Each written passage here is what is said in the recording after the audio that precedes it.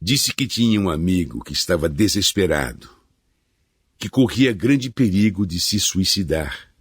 Era o desespero do professor Nietzsche e não seu organismo que me pedia que curasse.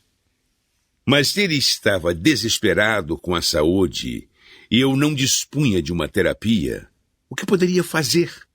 Eu não poderia ajudar uma mente doente. Interpretei a anuência de Lou Salomé com a cabeça como um reconhecimento das palavras do médico de Macbeth.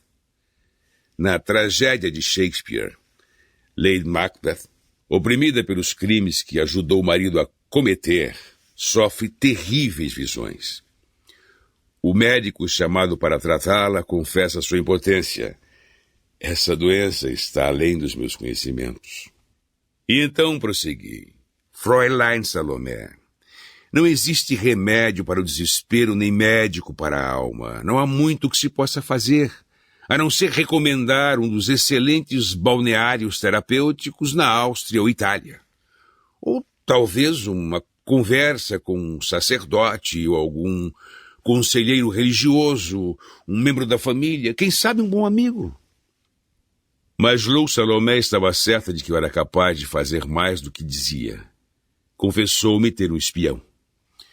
O irmão Ienia, estudante de medicina que frequentara a minha clínica em Viena no início do ano. Ienia Salomé. Tentei recordar o nome. Havia tantos estudantes. Então ela me explicou que fora por intermédio do irmão que ficara sabendo do meu amor por Wagner, que eu tiraria férias naquela semana no Hotel Amalfi, em Veneza, e também como reconhecer-me. Porém, segundo ela, o mais importante de tudo é que fora pelo irmão que ficara sabendo que eu era realmente um médico para o desespero. Contou-me que no último verão, o irmão assistiu a uma conferência informal em que eu descrevera meu tratamento de uma jovem mulher chamada Ana O. Uma mulher que estava desesperada e que eu tratara com uma nova técnica chamada terapia através da fala. Uma cura baseada na razão, no deciframento de associações mentais emaranhadas. E Ienia contara a Salomé que eu era o único médico da Europa capaz de oferecer um tratamento realmente psicológico. Ana O. Confesso que sobressaltei-me com o nome e cheguei a derramar o café ao trazer a xícara até os lábios. Sequei a mão com o guardanapo, esperando que Fräulein Salomé não tivesse observado o acidente. Ana O. Ana O. Incrível. Para onde quer que me virasse, me deparava com Ana O, o codinome de Berta Pappenheim.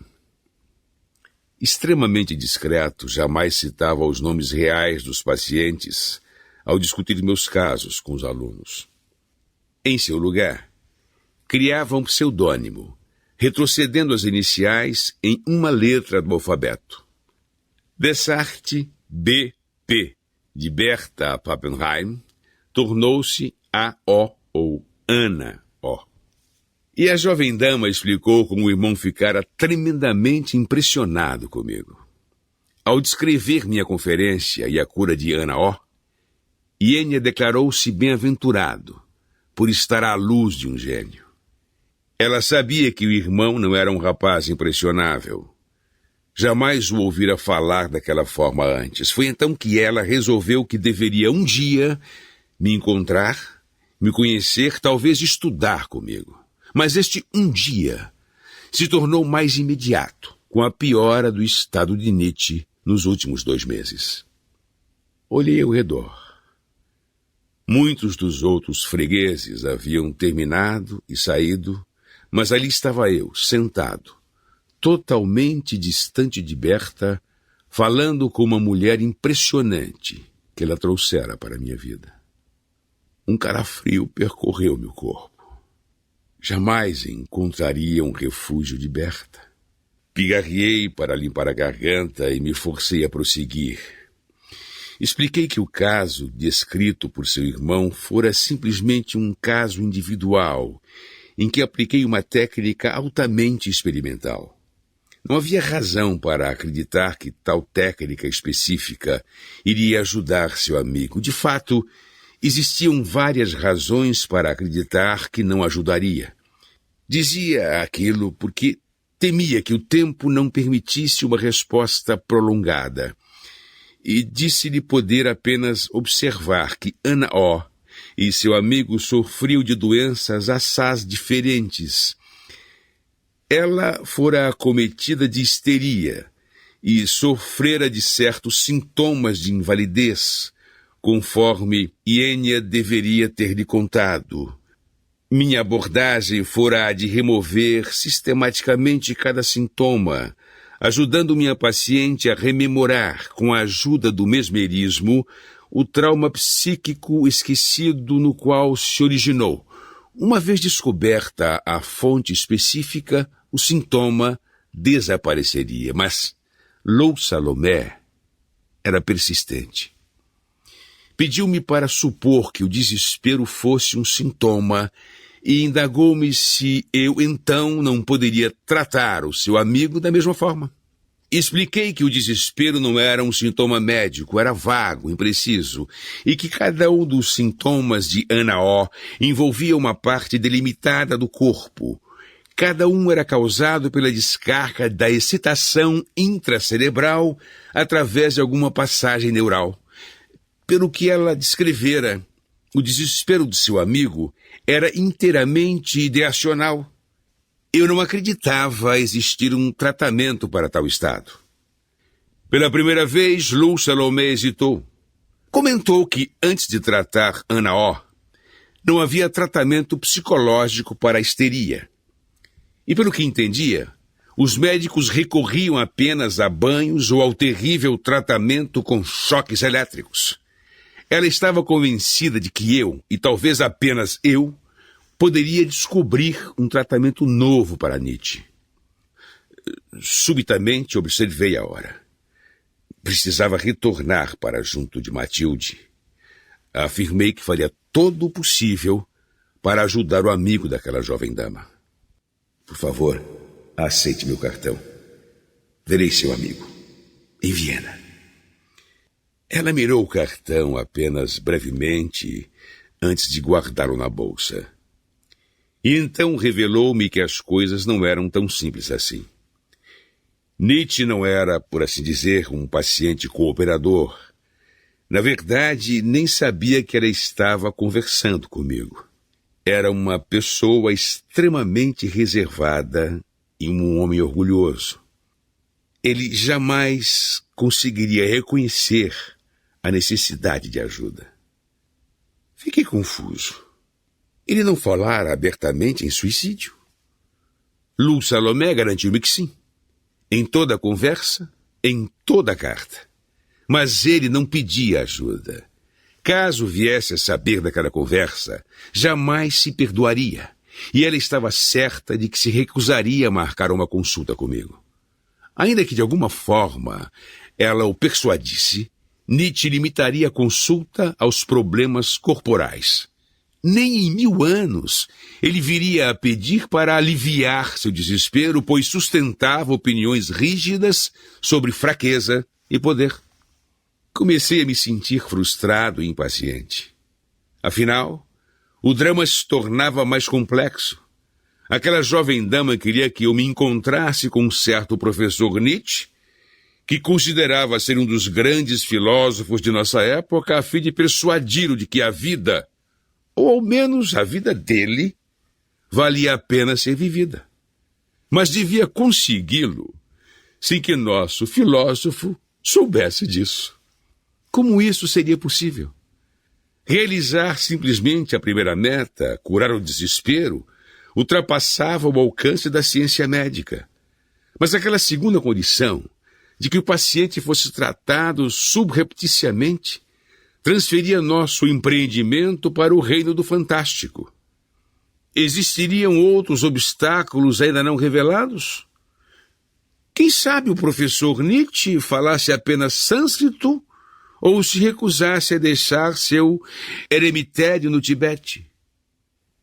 Sentia-me atordoado, mas, observando o ar de espanto de Lou Salomé, rapidamente me controlei. Perguntei-lhe seriamente como achava que eu poderia fazê-lo. Mas Lu Salomé estava exultante. Apenas exclamava que agora eu começava a vislumbrar porque ela me procurara em vez de um homem de menor envergadura. Os sinos de San Salvatore soaram a hora. 10 horas. Matilde devia estar ansiosa. Ficar me preocupando com ela. Acenei novamente para o garçom. Enquanto esperávamos a conta, Lu Salomé fez um convite incomum. Convidou-me para o desjejum do dia seguinte, pois, conforme já mencionara, tinha certa responsabilidade pessoal pelo desespero do professor Nietzsche e havia muito mais a contar. Declinei o convite. Admiti que não era todo dia que uma mulher adorável me convidava para o desjejum, mas a natureza da minha viagem a Viena, com minha esposa, me desaconselhava a deixá-la só novamente. Lu Salomé sugeriu então outro plano. Prometera ao irmão visitá-lo naquele mês. Aliás, até há pouco tempo, planejara viajar a Viena com o professor Nietzsche. Pediu então para me procurar quando estivesse em Viena para fornecer mais informações. Enquanto isso, tentaria persuadir o professor Nietzsche a consultar-me sobre a deterioração de sua saúde física. Saímos juntos do café. Restavam poucos fregueses e os garçons já tiravam as mesas. Preparava-me para partir, quando Lu Salomé tomou-me o braço e pôs-se a andar ao meu lado. Disse-me que a hora fora curta demais e que estava ávida por mais um pouco do meu tempo. E então convidou-se a caminhar comigo de volta ao hotel.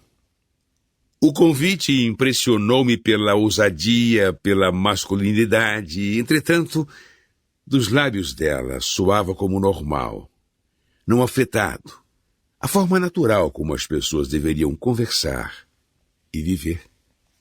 Se uma mulher aprecia a companhia de um homem, por que não lhe dar o braço e pedir para andar com ele? Contudo, que outra mulher do meu círculo de conhecimento teria proferido aquelas palavras. Eu estava diante de uma espécie diferente de mulher. Aquela mulher era livre. Puxei-lhe o braço para mais perto e desculpei-me. Jamais lastimara tanto declinar um convite, mas era hora de voltar, e voltar sozinho. Minha adorável, mas preocupada esposa estaria esperando na janela e era meu dever mostrar-me sensível aos sentimentos dela. Lu Salomé puxou-me o braço, de forma que ficamos face a face. Autocontida, vigorosa como um homem, disse que entendia, mas para ela a palavra dever era pesada e opressiva.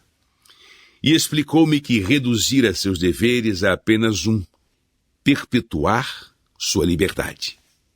Acreditava que o casamento e seu séquito de possessão e ciúme escravizavam o espírito. Eles jamais a dominariam. Esperava que chegasse o tempo em que nem o homem nem a mulher fossem tiranizados pelas fraquezas mútuas.